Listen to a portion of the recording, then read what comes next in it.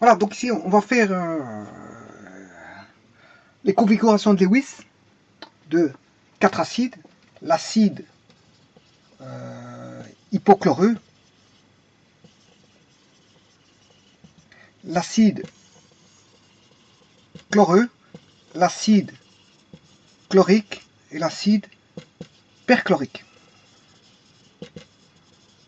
Voilà. En d'autres termes, dans une autre, comment on appelle ça, nomenclature, on appellerait ça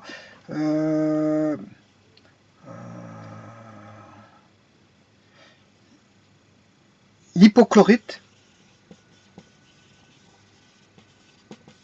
d'hydrogène.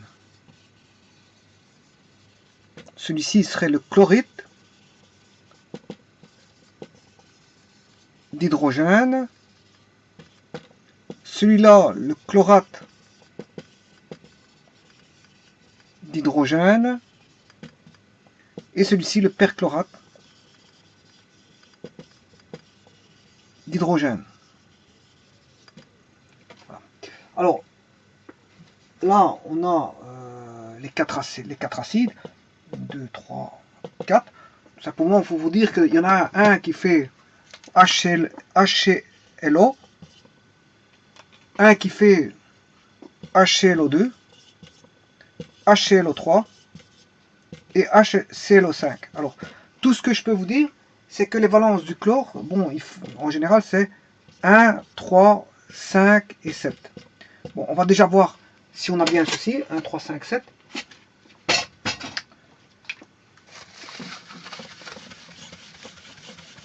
On ne saura pas le faire par les valences, hein, parce qu'il faut le faire par les étages d'oxydation. Les valences, bon, les tuniques, c'était ça qui faisait en sorte que justement on est passé aux étages d'oxydation. Quand il y a plusieurs possibilités de liaison, bon, on parle d'étages d'oxydation et non pas de valence, parce que les valences c'était pour les atomes. Bon, à l'époque de Lavoisier, ils ne connaissaient pas les étages d'oxydation. Hein. C'est venu par après. Les étages d'oxydation sont des éléments qui sont venus par après. Ils ne connaissaient même pas l'existence de l'électron au temps de Lavoisier. Donc autant dire que eux, ils fonctionnaient avec les valences au temps de Lavoisier parce qu'ils connaissaient selon Wirth, c'était la capacité d'addition ou de substitution à de l'hydrogène. Voilà, Wirth qui était un gars de chimie organique. Mais puis, bon, c'est vrai que bon, on peut entrevoir la valence avec un élément, oui, mais quand il y a plusieurs éléments, plusieurs valences, ça pose problème bon, pour la définition de Wirth. Hein, avec sa substitution ou l'addition à de l'hydrogène, ça pose problème. Donc il a fallu bon, un élément fictif qui est les étages d'oxydation, c'est-à-dire la capacité à recevoir qu'un atome à recevoir ou donner des électrons par rapport à un étage de référence qui est l'étage 0, qui est l'atome, ou la molécule, parce que la molécule peut être un étage 0. Alors, ceci étant dit, je vais vous prouver que ça fait 1, 3, 5, 7, enfin, que les 4 valences sont prises pour, voilà, le HClO, là on a X, moins 2, 1, l'hydrogène est, bon, est plus 1, Cl, je recherche, et le O, il est à l'étage moins 2. Donc l'étage de l'hydrogène 1, l'oxygène moins 2, ce qui fait que X, bon, comme on a une molécule qui est neutre, ça fait 0, l'état de référence c'est 0, donc X est égal à 2 moins 1, ce qui fait 1. Ben, voilà, on a déjà le chlore qui fait plus 1. Bon, ça c'est pour le HClO. Maintenant, voyons voir pour le HClO2. Pour le HClO2, hein, on a toujours X moins 2 fois 2, parce qu'il y a 2 oxygènes, plus 1 est égal à 0, parce que HClO 2 est une molécule, donc c'est neutre. On a X moins 4 égale moins 1, X égale moins 1 plus 4, ce qui fait 3. Donc, le chlore est à l'étage plus 3. Donc, je vous ai dit 1, 3, 5, 7. Hein. On y est. On a déjà 1, 3. Voilà. Et donc, maintenant, on va faire 1 HClO 3, moins 2 fois 3, plus X plus 1, égale 0. X égale 6 moins 1. Ben, on y est. Cl égale plus 5. Et il ne nous reste plus que le plus 7. Mais vous comprendrez qu'il est donné avec HClO4.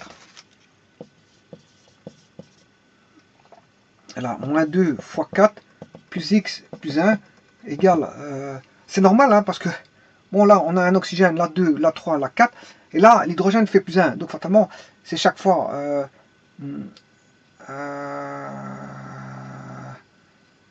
comme l'oxygène est à l'étage moins 2, moins 2 fois 1, moins 2, moins 2 fois 2, moins 4, moins 2 fois 3, moins 6, et moins 2 fois 4, moins 8. Donc là, on a pour l'oxygène moins 2, moins 4, moins 6, et moins 8 au total, hein, des étages d'oxydation. Au total des étages d'oxydation, on a moins 8. Mais chaque fois, il est combiné avec un hydrogène qui reste toujours le même, qui est 1. Donc, moins 2 plus 1, ce qui fait moins 1, moins 4 plus 1, ça fait plus 3, moins 6 plus 1, plus 5, et moins 8 plus 1, vous aurez compris que ça fait, bien sûr ici c'est égal à 0, c'est égal à plus 7, et là vous voyez que les étages d'oxydation du chlore. Et quand on mélange du chlore avec de l'oxygène, ben, ce qui veut dire que la nomenclature se dénommera en fonction ben, de l'oxygénation, parce que c'est lui qui fait la différence. L'hydrogène donnant toujours plus 1, plus 1, plus 1, plus 1, plus 1. Qu'est-ce qui fait varier? Mais qu'est-ce qui fait varier les tâches d'oxydation du chlore? Mais vous comprendrez que c'est l'oxygène. Plus il y a d'oxygène, et plus les tâches d'oxydation du chlore va varier, fatalement, parce qu'il dépend de l'oxygène directement. Donc, le moins oxygéné, c'est le chlore. Voilà. Le plus oxygéné, c'est HLO4. Enfin, le moins oxygéné, c'est HClO. Voilà, et le plus oxygéné, c'est HClO4. Voilà. Et donc, dans HClO4, le plus oxygéné, c'est la valence la plus grande. Et dans le moins oxygéné, là, ce sera la valence la plus petite. Et en intermédiaire, ben, vous faites le même raisonnement. Pour HClO2, vous aurez celui qui suit l'étage plus 1, et HClO3, vous suivrez celui-là qui suit l'étage plus 3. Vous aurez plus 5. Voilà. Ben, tout ça pour vous dire que la nomenclature va se baser sur, non pas l'étage d'oxydation, qui est lié à l'oxygène, mais l'étage d'oxydation du chlore, qui est lié à l'oxygène, mais plutôt à l'oxygène, qui est lié au chlore. Hein. Qu'est-ce qui fait varier l'étage d'oxydation du chlore? Ben, c'est les oxygènes qu'on met. Voilà. Et donc, quand il est très peu oxygéné, on appellera ça de l'acide hypochloreux, ben, parce qu'il est le moins oxygéné, hypo parce que très peu oxygéné. Ensuite, on a chloreux, ensuite on a l'acide chlorique, et l'acide hyperchlorique, c'est-à-dire perchlorique. Hyper, on a retiré hyper qui est le plus oxygéné. Voilà, on a retiré le mot hyper pour faire perchlorique.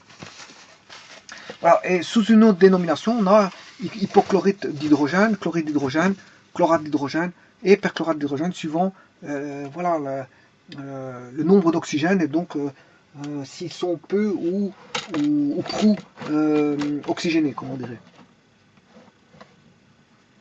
Alors, ceci étant dit, j'ai toutes les valences, oui. Je vais remettre tout ça dans une vision plus...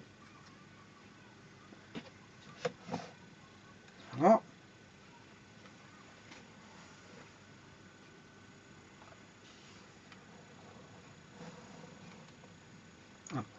Alors, maintenant, sachant ceci, bon, vous avez la nomenclature qui est là de différents acides, ben, on va construire chacun des, comment on appelle ça, des structures de Lewis de HClO, HClO2, HClO3 et HClO4. Bon. Alors, HClO. On va d'abord faire HClO, sachant que l'oxygène, c'est 2S2, 2P4. Voilà. Par contre, le chlore, c'est... dans le tableau de Mendeleev, c'est 3S2, 3P5. 3S2, 3P5. 3S2, 3P5, le chlore. 3, il est dans une couche plus élevée, donc la 3, 3S2, 3P5. Bon. Je vais mettre le chlore. 3S2 et 3P5. Donc voilà. D'abord, il faut remplir toutes les cases par 1, et puis on recommence en appariant. Hein. 1, 2, 3, puis on recommence ici. 1, 2, voilà. Mais moi, je mets directement, je sais bien que j'en ai, quand vous mettez 5, on sait bien que dans 3 cases, 5, ça fait 2 doublés. Hein. Bon, voilà, il n'y a pas besoin de comptabiliser ça. Bon, comptabiliser quand vous êtes débutant, mais à un moment donné, bon, vous savez directement, voilà, ça c'est S, ça c'est P, et ça c'est le chlore. L'oxygène, il fait 2S2, et 2P4.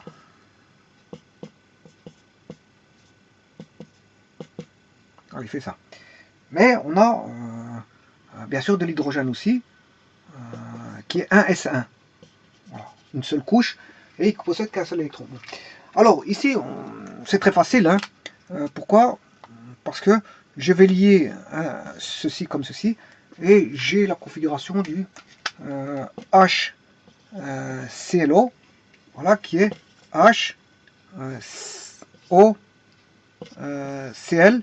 Cl possède 1, 2, 3 doublets non liants ou 3 doublets libres ou 3 doublets qui sont célibataires, on peut pas appeler ça des doublets célibataires. Hein. Et l'oxygène possède 2 doublets non liants, ou 2 doublets libres ou 2 doublets célibataires. Voilà. Voilà la configuration, et on a tous des liens de covalence normale proprement dite. Donc HClO sera de la formule HOCl, comme ceci. Voilà. Maintenant, je vais aller rechercher, bon, pour ne pas, on va dire, encombrer le tout, je vais écrire tout ça ici.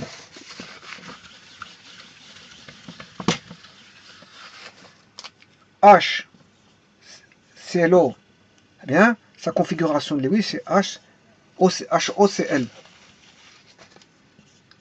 HOCl. Bon, en d'autres termes, c'est l'hydrogène, voilà, qui possède un, voilà, avec de l'oxygène et du chlore. Le chlore, c'est ceci. 3P, on a 3P. L'oxygène, c'est 2 électrons comme ceci. Il en partage un avec l'oxygène. Il en partage un avec le chlore. Il en partage un avec le chlore. Ici. Voilà. Le chlore donne son électron.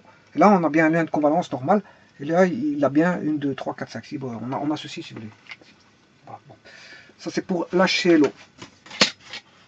Maintenant, je vais faire l'HClO2.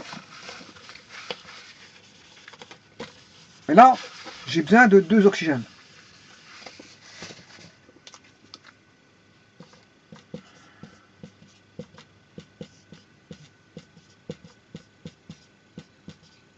Voilà, et j'ai toujours un hydrogène. Alors, comment faire la réaction là, avec une absorption d'un peu d'énergie, ben, ce qui va se passer, c'est qu'il y a un oxygène ici qui va s'apparier et laisser une case vide. C'est-à-dire que celui-ci, il va s'apparier avec son voisin, comme ceci, et il va laisser une case vide. C'est ce qu'on appelle, de telle manière à avoir bon, un doublet qui va intervenir ici. Voilà, on a une covalence dative. Alors, quel type de covalence est-ce? Ben, il faut aller voir les, comment on appelle ça, les électronégativités. Celui de l'oxygène, bon, il est connu, c'est 3,50, ça on le sait bien, mais par contre, le chlore, il fait 3,15. 3,50, 3,15. 3,15 et 3,50 pour l'oxygène. Qui est le plus grand? Ben, c'est l'oxygène. Qui est le donneur? Ben, c'est le chlore. L'électronégativité du chlore qui est le donneur est plus petite que l'électronégativité de l'oxygène qui est l'accepteur. Donc on a affaire à ce qu'on appelle une covalence ici, une covalence qui est le donneur, c'est le chlore. Hein. Voilà, comme ceci. On a un lien de covalence dative semi-polaire, puisqu'en fait, le qui du chlore, l'électronégativité du donneur, qui est le chlore, est plus petite que l'électronégativité de l'oxygène, qui est l'accepteur. Voilà. On va dire ça comme ça. Bon, donc on a ici une liaison spéciale. Et ça, c'est quand on a une absorption d'énergie qui va faire en sorte que l'électron qui était ici va aller là-bas pour laisser une case vide. Voilà. Mais cette énergie absorbée est compensée par celle qui est libérée dans la formation de la nouvelle liaison ici. Enfin bref, ceci étant dit, qu'est-ce qu'on a? Oui, il faut passer les... là, je peux relier cet électron célibataire-ci à celui-là. Voilà. Et il me reste un électron célibataire pour l'oxygène ici. Et je vais le relier avec la case quantique de l'hydrogène que je n'ai pas mis d'ailleurs. Voilà, qui est ici. Et qui possède un hydrogène. Voilà. Et je le relie comme ceci. Et voilà. Et qu'est-ce que ça fait? Ben, on a compris qu'est-ce que ça fait comme relation, liaison. Hein. On a du HClO, O ici, avec une liaison dative, avec le... non. Le O est relié au Cl, qui lui est relié... bon, on va recommencer parce que c'est vrai que j'étais un peu trop vite. Bon, on a l'HOO ici, avec deux doublets. HOO avec deux doublets. HOO avec deux doublets, oui. Puis du O, je vais au Cl, c'est juste. Hein. Je vais au Cl. Le Cl possède deux doublets. Et là, il fait une liaison covalente dative, semi-polaire. Donc il a deux doublets, le Cl a deux doublets. Le Cl a deux doublets. Et fait une liaison covalente dative avec l'oxygène qui lui possède cet oxygène-là. Une, deux, trois doublets. Trois doublets. Bon, on aura ceci. Voilà. En d'autres termes, j'ai l'hydrogène. Ces deux-ci partagent ceci comme ça. On a le doublet de l'oxygène là, le doublet du dessus, le doublet du bas. Là, on a celui de l'oxygène ici, voilà, qui forme une liaison de covalence normalisée proprement dite avec le Cl. Bon, il partage le Cl, partage un électron comme ceci. On a le Cl. Là, on a les deux doublets du Cl. Et là, on a la le doublet qui est lié avec une case vide de l'oxygène. Et on a nos comment on appelle ça, nos trois doublets de l'oxygène. Donc on a ceci. Voilà, ça c'est pour le HClO2. Bon, ben, faisons, tant qu'on y est, l'HClO3.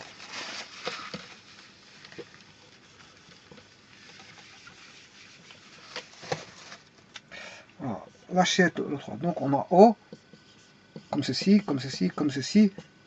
Voilà, comme ceci. Hein, comme ceci. Voilà, et voilà. Alors, comment va-t-on réunir les choses? Bon, remettons les choses comme elles étaient. 2, 2, 1, 1, 2, 2, 1, 1. Voilà, attention qu'ici c'est l'oxygène. Hein. Voilà. 2, 2, 1, 1, 2, 2, 1, 1, 2, 2, 1, 1. 2, 2. Alors c'était 2, 2P5, 3P5. Donc 2, 2, 1. Donc c'est juste, tout est juste. Alors, l'ion, celui-ci à l'hydrogène, HO, pour faire une liaison HO. Alors, celui-ci, je vais le mettre voilà, à celui-ci, comment on appelle ça, du chlore, liaison oxygène-chlore.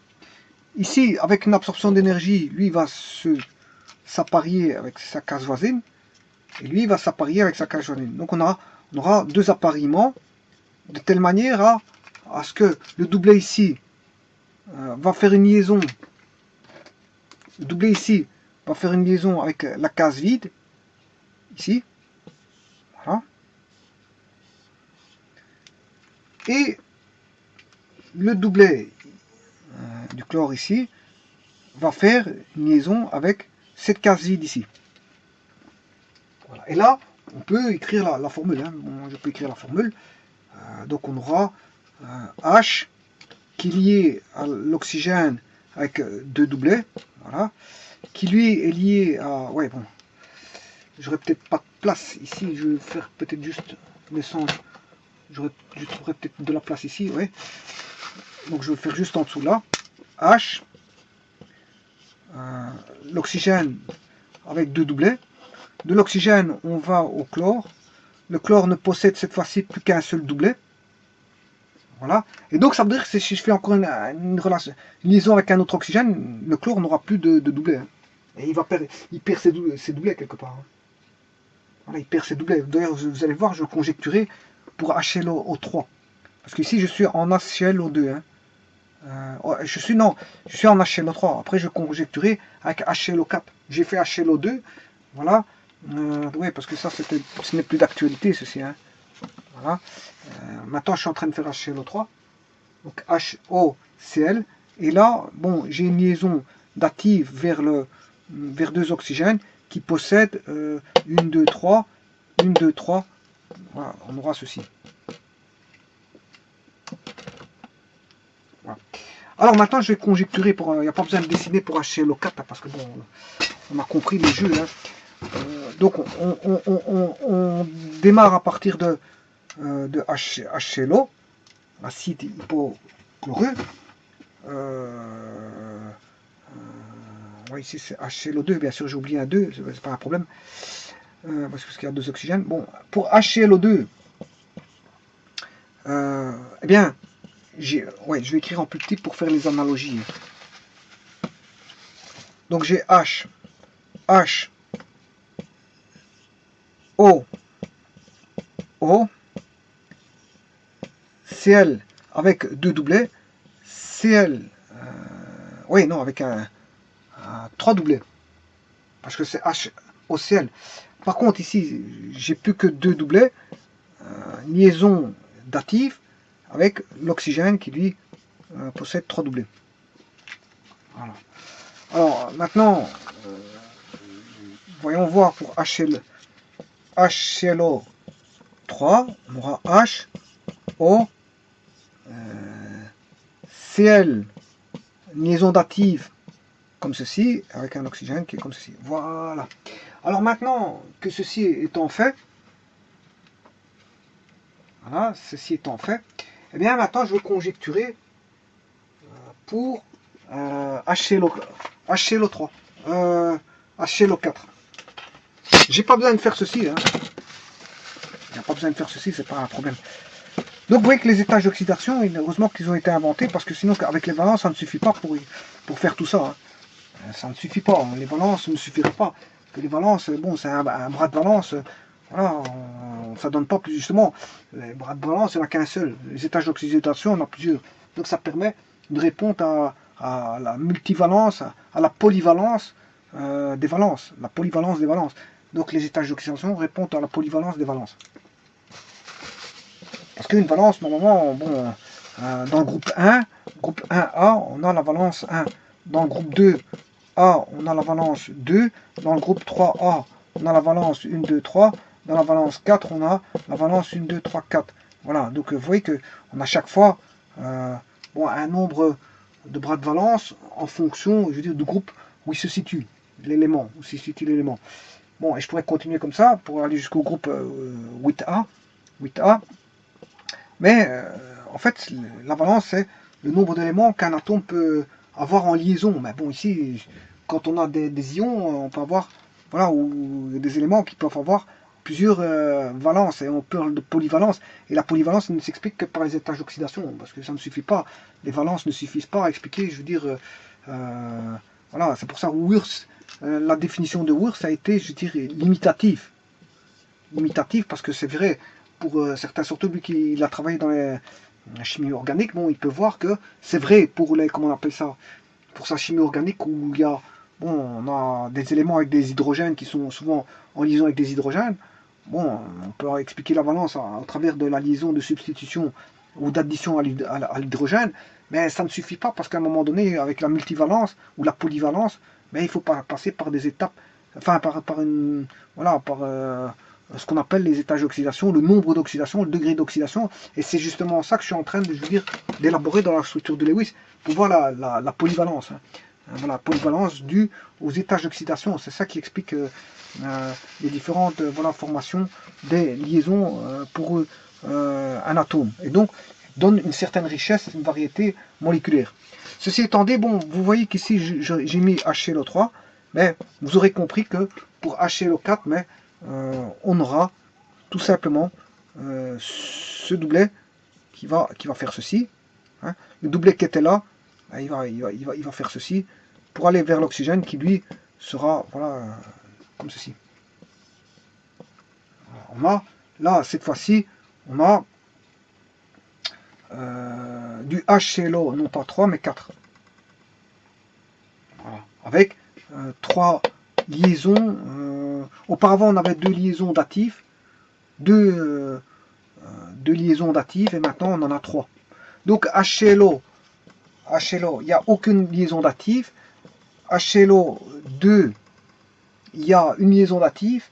HClO 3, 2 liaisons d'actifs. Et HClO 4, 3 liaisons d'actifs. Alors pourquoi il y a chaque fois un nombre de liaisons d'actifs en moins que les oxygènes? C'est parce que chaque fois, il y a un oxygène qui est lié à l'hydrogène, hein, c'est juste ça. Donc là, je peux vous dire qu'il y a 3 liaisons d'actifs, parce qu'elle se fait avec les 3 oxygènes et le chlore.